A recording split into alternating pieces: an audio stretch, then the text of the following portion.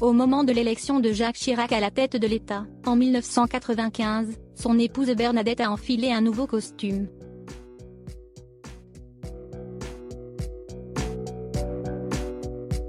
D'une main de fer, la première dame s'est occupée de gérer le personnel de l'Élysée, comme l'écrit Erwan Lelewet dans Bernadette Chirac, Les secrets d'une conquête.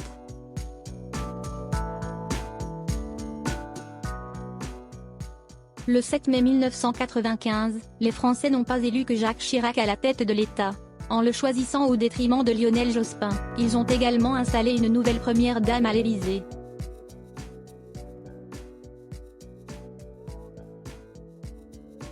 Et son nouveau rôle, Bernadette Chirac l'a pris très au sérieux. Dans les arcanes du palais présidentiel, le personnel du nouveau couple présidentiel ne sait pas encore ce qui l'attend.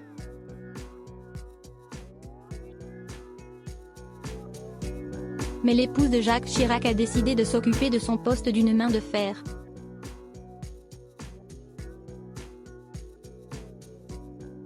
Avec elle, les employés de l'Élysée ont dû filer droit, comme l'écrit Erwan Lelewet dans Bernadette Chirac, Les secrets d'une conquête.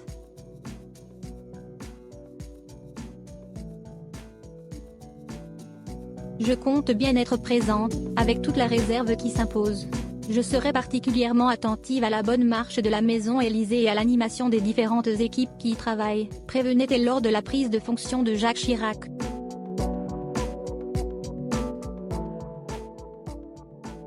La tâche est lourde et diverse. Il faut à la fois veiller à l'accueil des chefs d'État et de leurs épouses, et répondre à un très abondant courrier.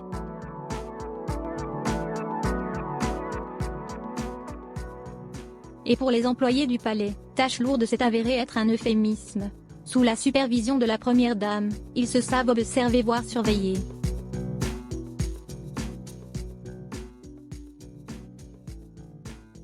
Bernadette Chirac est d'humeur changeante et d'un abord pas toujours avenant, décrit Erwan Lelewet dans le livre qu'il lui a consacré.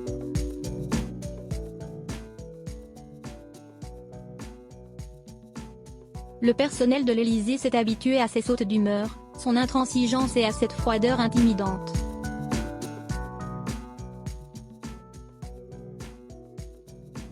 Une femme donneuse d'ordre. L'épouse du président de la République opérait même une revue de ses troupes quasi militaires, ce qu'elle appelait l'inspection.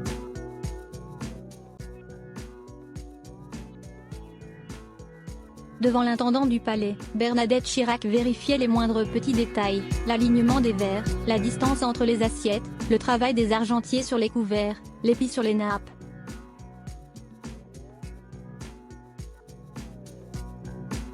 Un naturel autoritaire pour cette femme donneuse d'ordre, prête à encadrer le personnel et à le sermonner en cas d'instruction non respectée, comme l'a décrit Erwan Lelewet.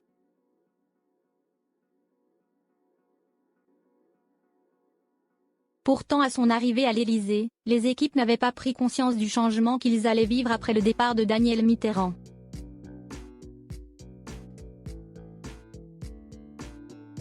Ils ont dû se dire qu'elle ferait comme les autres, c'est-à-dire rien. C'est mal connaître Madame Chirac, plaisantait Denis Conus, à l'époque chef du service de l'administration et de la conservation des résidences présidentielles.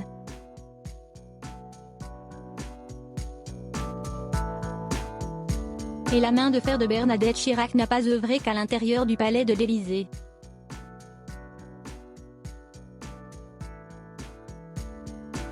Dans les jardins aussi, la première dame faisait respecter son autorité et son amour des rosiers en hiver, aux grandes dames du paysagiste.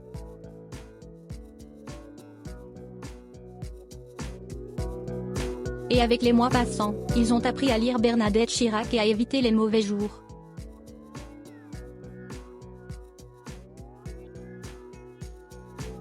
Des lunettes au vert fumé, une ride frontale marquée et une mèche rebelle sont à coup sûr annonciatrices d'une journée contrariée, décrivait l'auteur de Bernadette Chirac, Les secrets d'une conquête.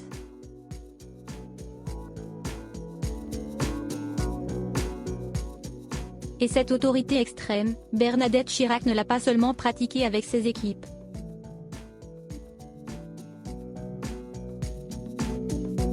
Épouse d'un mari longtemps volage, c'est bel et bien Jacques Chirac qui a le plus filé droit à ses côtés.